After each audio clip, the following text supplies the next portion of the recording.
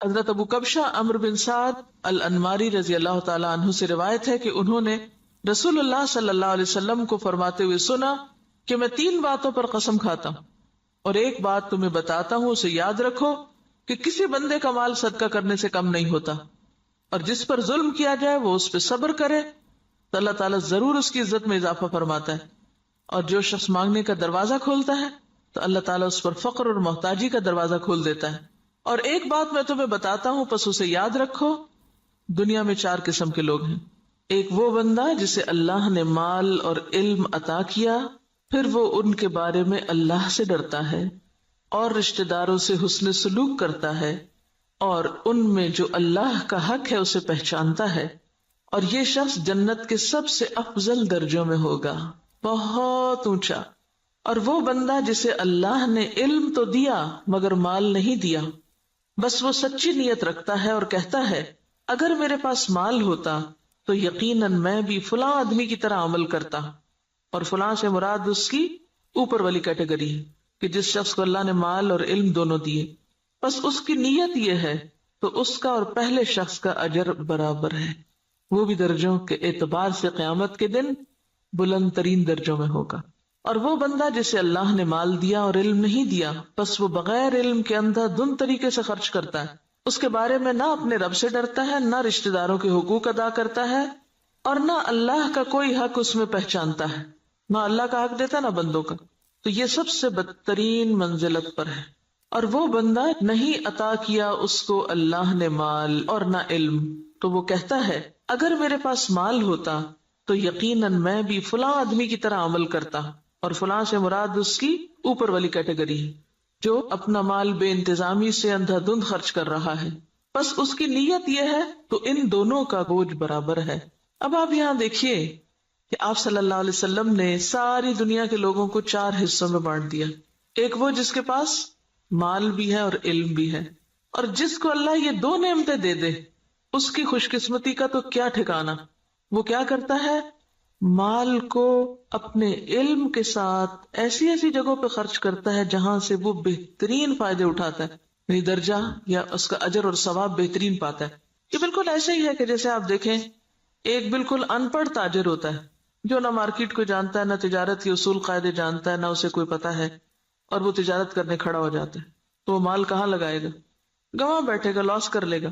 اور ایک وہ ہے جو پڑھا لکھا تاجر ہے، تجارت سے پہلے اس نے ایک ڈگری کی، یا ڈگری نہیں بھی کی تو ایک تجربہ حاصل کیا ہے، اور وہ مارکیٹ کو بھی جانتا ہے، حالات بھی جانتا ہے بہتر طور پر، اب وہ باقی سب سے آگے نکلتا چلا جائے گا، یعنی اس کا جو پروفٹ ریٹ ہے یا اس کا جو نفع کا جو مقام ہے وہ تو بہت آگے، وہ تو تھوڑے ہی عرصے میں بہت کچھ کما جائے گا، کیونکہ اس کو پتا ہے کہ مال کو کہاں لگانا ہے اور کیسے لگانا ہے۔ اس کے برعکس ناسمجھ شخص کچھ بھی نہیں کر سکے گا، مال ضائع کر دے گا۔ جیسے دنیا میں علم والے مال کو بہتر طور پر استعمال کرنا جانتے ہیں، اسی طرح دین کے علم کے ساتھ بھی انسان اپنے مال کی یا منی مینجمنٹ جو ہے اس کی بہترین حسن تدبیر کرتا ہے اور بہترین جگہوں پر خرچ کرتا ہے۔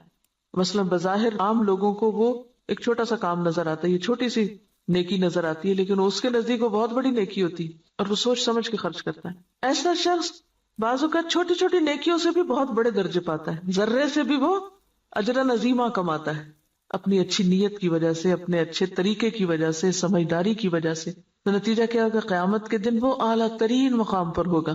ایک دوسرا شخص ہے، اس کے پاس مال کوئی نہیں لیکن علم ہے، اس علم کی بنا پر وہ یہ سوچ رکھتا ہے کہ اگر کبھی میرے پاس بھی مال آیا تو میں بھی فلاں کی طرح کا، اس کو آئیڈیالائز کر رہا ہے، فلاں کی طرح نیکی کے کام کروں گا، اور یہ اس کی سچی نیت ہے۔ تو نیت کہتے ہیں پکے ارادے کو، نیت خوش خیالی کو نہیں کہتے، یا کسی خوش فہمی کا نام نیت نہیں ہوتا۔ ہم عام طور پر نیت کس کو قرار دیتے ہیں، بس ایک خیال آ جانا، وہ بڑی اچھی نیت ہے، اور تھوڑی دیر کے لیے خوش ہو جانا اپنی نیت سے۔ نہیں، نیت محض خیال نہیں، نیت کیا ہے، پکا ارادہ، سچا عزم۔ دنیا ادھر کی ادھر ہو جائے اور وہ شخص نہ بدلے، اس کی نیت نہ پھرے، اس کے ارادے نہ بدلیں، حالات کچھ بھی ہو اس کے ارادے نہ بدلیں۔ ہمارا عام طور پہ کیا حال ہوتا ہے، جب ہم اللہ سے راضی ہوتے ہیں تو اللہ کی راہ میں بہت کچھ خرچ کرنا چاہتے ہیں، نیکی بھی بڑی کرنا چاہتے ہیں، جب اللہ سے ناراض ہوتے ہیں پھر کیا کرتے ہیں، کسی بندے سے ہم راضی ہوتے ہیں تو اس پہ خوب لٹاتے ہیں، اور جب اگر اس بندے سے ناراض ہو جائے تو پھر ہم اس کو کیا دیتے ہیں، پھر اس کو آگ کر دیتے ہیں۔ ایسا ہی ہے نا، تو یہ سچی نیت ہے۔ پکا ارادہ نیکی کرنے کا نہیں. پکے ارادے والا کون ہوتا ہے؟ جو کسی کی تعریف، تنقید، حالات کے اچھے یا برے ہونے سے کوئی اثر قبول نہ کرے. جو اس نے نیکی کا ارادہ کیا تھا، ٹھانا تھا، وہ اس پہ جمع رہے کہ میں کسی کی باتوں میں آ کر اپنا کام چھوڑ دوں، کسی کے بہلانے سے، کسی اور دنیا کے حقیر فائدے کی خاطر میں اپنے مشن کو قربان کر دوں. نہیں، وہ احمق و بے وقوف شخص نہیں ہے کہ ایک ہوا کے جھونکے سے ادھر کو اڑ جائے اور دوسرا آیا تو ادھر اڑ جائے. وہ جم کے رہتا ہے اپنے مشن میں، اپنے سوچ میں، اپنے نیکی کا جو ارادہ اس نے کیا اس کو کوئی چیز متزلزل نہیں کرتی. ہمارا حال دیکھیں نا، ہم کئی دفعہ مال خرچ کرنے کا سوچتے ہیں، پھر تھوڑی دیر بعد شیطان آ جاتا ہے اور وہ کیا کرتا ہے؟ نیت خراب کر دیتا. ہوتا ہے نا ایسے کہ نہیں ہوتا کبھی آپ کے ساتھ؟ یہ سچی نیت کوئی نہیں ہوتی. سچی نیت تو وہ ہوتی ہے کہ بس آپ نے کر لی اور اب دنیا ادھر کی ادھر ہو جائے اور آپ نے کرنا ہی کرنا ہے. ایسی نیت اگر کسی کی ہے اور مال نہیں بھی تو اللہ تو نیتوں کو جانتا ہے نا. ہم عام طور پہ کب کہتے ہیں اللہ نیت جانتا ہے میری؟ صرف خود کو کور کرنے کے لیے. ایسے شخص کو اللہ تعالیٰ بغیر کچھ کیے بھی وہی درجہ دے گا جو ایک کرنے والا کر کے لے رہا ہے. محض نیت کی سچائی کی وجہ سے، ارادے کی پختگی کی وجہ سے، خیر پر استقامت کی وجہ سے. تو یہ چیز دین میں بہت ضروری ہے. تیسرا وہ شخص ہے کہ جس کے پاس مال ہے، علم کوئی نہیں. اب یہ الٹ گیا قصہ. پہلے کے پاس علم تھا، مال کوئی نہیں تھا. اب اس کے پاس مال ہے، علم کوئی نہیں. اب وہ کیا ہے؟ بس جدھر اس کی خواہش نفس کہتی ہے، جدھر لوگ کہتے ہیں، جدھر اور لوگ جو کچھ کر رہے ہیں وہ بھی اندھا دھند وہی مال خرچ کرنا شروع کر دیتا ہے، دکھاوے میں، ریاکاری میں اور دنیاوی شہرت کے لیے.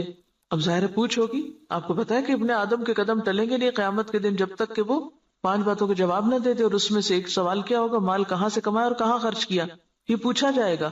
ایسا نہیں ہے کہ بس آپ چھوڑ دیے جائیں گے کہ اللہ میرا مال تھا، میری مرضی. یہ بات نہیں ہے. مال اللہ کی دی ہوئی ایک امانت ہے آپ کے پاس، اس کو اللہ کی مرضی کے مطابق ہی خرچ کرنا ہے. یہ نہیں کہ اگر آپ کو مال مل گیا تو اختیار بھی مل گیا. منمانی کرنے کا اختیار تو نہیں مل جاتا مال ملنے سے. یہ ملتا ہے ویسے ہم نے لیا ہوا ہے. ہم اپنے مال کو خرچ کرتے وقت کیا ذہن میں رکھ کے خرچ کرتے ہیں؟ میرا مال، میری مرضی، کیا مرضی کرو. کوئی سمجھائے بھی تو ہم کیا کہتے ہیں؟ جہاں جی چاہے اڑاؤں. تم کون ہوتے مجھے کچھ کہنے والے؟ میرے پیسے ہیں نا، جو چاہوں کروں. اور وہ اس کی نیت کیا ہے؟ کوئی اس کی نیت نہیں. خاص طور پر جو حدیث کے الفاظ ہیں نا، قابل غور ہے. لا یصل فیہ رحمہ ولا یعلم للہ فیہ حقا. نہ رشتہ داروں کو دیتا ہے اور نہ اللہ کا حق پہچانتا ہے، نہ فی سبیل اللہ خرچ کرتا ہے. یہ مالدار شخص قیامت کے دن سب سے بدترین جگہ پر ہوگا کہ جس کو اللہ نے دنیا میں مال تو دیا لیکن اس کے پاس کوئی سمجھ نہیں ہے کہ اس نے اس کے ساتھ کرنا کیا ہے.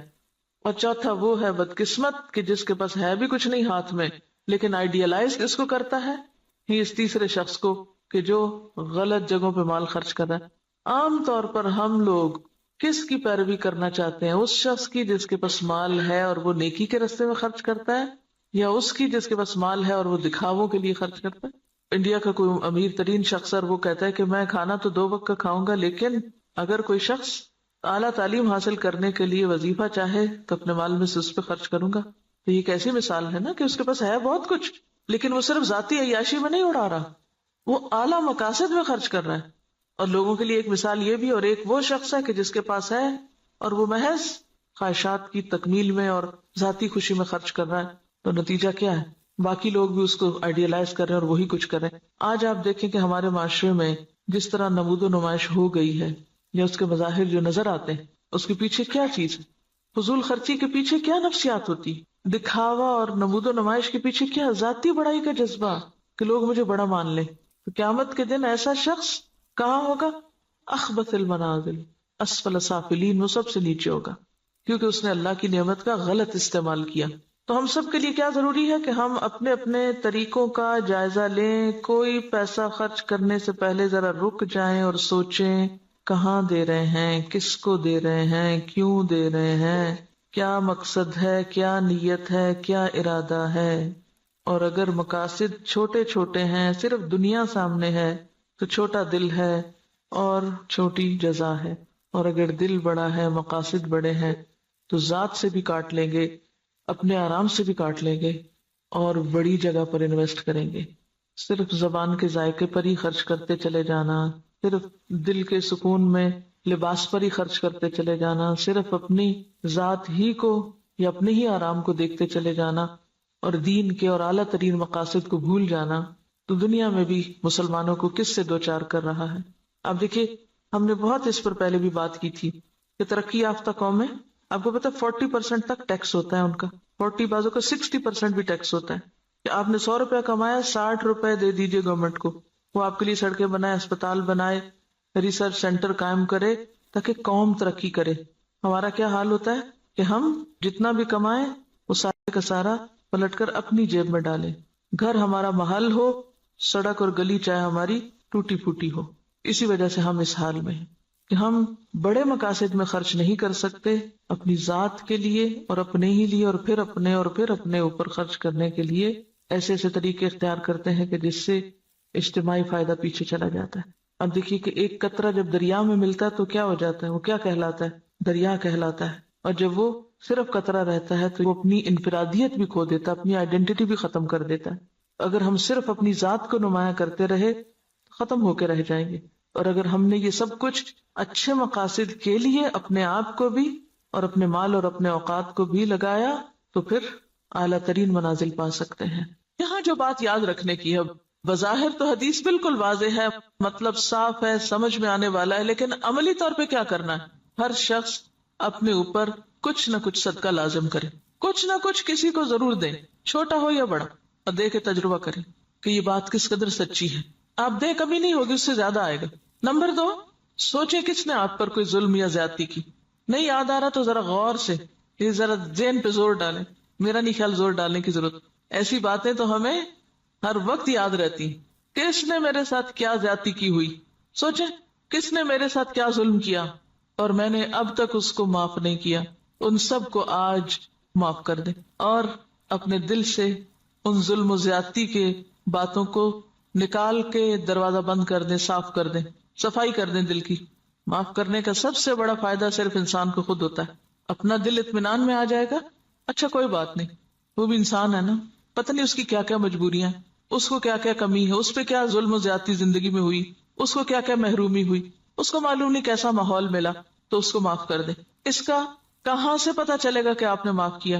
آج کے بعد ان باتوں کو زبان پہ نہیں لانا، چھیڑنا نہیں، ذکر نہیں کرنا، ورنہ ہوتا کیا ہے، جب کوئی آپ کو مزید پھر دوبارہ زیادتی کرتا ہے تو آپ جس چیز کو معاف کر چکے تھے اس کو بھی ساتھ جمع کر لیتے ہیں، اگلی زیادتی تو اگلی ہے، پچھلی بھی ساری لے آتے ہیں واپس۔ کڑوی باتیں نہیں دہرانی، منہ کڑوا ہو جاتا ہے۔ صبر، برداشت، پی جائیں۔ یہ صرف آپ کی سوچ کی بات ہے، آپ سوچیں کہ میں نے کر دیا، اور آپ دیکھیں کہ اللہ آپ کی مدد کرے گا اور ہو جائے گا، کیونکہ میں نے بارہا اس کا تجربہ کیا ہے، بارہا، اور اتنا فائدہ ہوا ہے، میں تو یہ کہتی اللہ میرے حافظے سے بھی نکال دے، میرے پاس وقت نہیں ہے ان باتوں کو یاد کرنے کا۔ اور جو زیادتی کرے اس کے ساتھ احسان، وہ بے رخی کرے، آپ اس کے پاس چلے جائیں۔ ہے مشکل، لیکن نبی صلی اللہ علیہ وسلم نے قسم کھا کے یہ بات فرمائی ہے، اگر آپ کو واقعی آپ کی قسم پر اعتبار ہے، آپ یہ سوچیے مجھے اپنے پیغمبر کی قسم کا اعتبار ہے، اللہ میری عزت میں ضرور اضافہ کرے گا اگر میں دوسرے کو معاف کر دوں گا۔ اور یہاں صرف معاف نہیں کرنے کی بات بلکہ صبر علیہا، کیونکہ جب تک صبر نہ ہو، برداشت نہ ہو، معاف نہیں ہو سکتا۔ معاف کرنے کے لیے اسے پینا پڑتا ہے، جیسے دوائی کا کڑوا گھونٹ پیا جاتا ہے۔ اور اگر آپ یہ نہیں کر سکتے نا، پھر اپنی معافی کی بھی توقع کم کر دیں۔ آپ اگر دوسروں کو نہیں معاف کر سکتے تو مت پھر امید رکھیں کہ آپ کو معاف کیا جائے۔ اگر آپ واقعی چاہتے ہیں کہ اللہ آپ کی عزت میں اضافہ کرے، کیونکہ سارے کام تو آپ اپنی عزت ہی بڑھانے کے لیے کر رہے ہوتے ہیں لیکن الٹے کر رہے ہوتے ہیں، تو جو نسخہ نبی صلی اللہ علیہ وسلم نے بتایا ہے اس کو عمل کر کے ایک دفعہ دیکھیں۔ ہے حوصلے کی بات لیکن کر سکتے ہیں، ایسا نہیں کہ کیا نہیں جا سکتا۔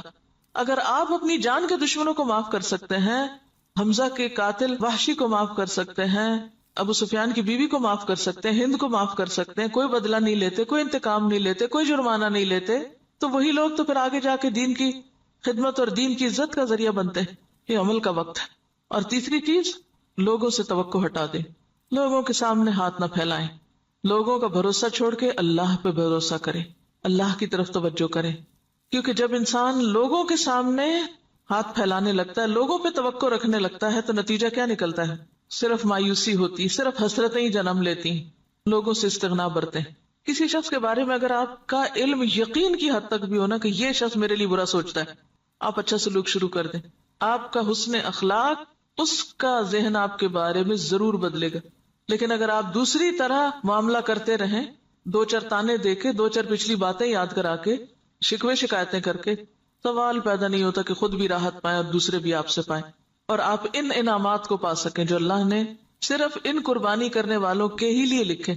پہلے حدیث میں مال کا صدقہ ہے، دوسری حدیث میں عزت کا صدقہ ہے، نفس کا صدقہ ہے.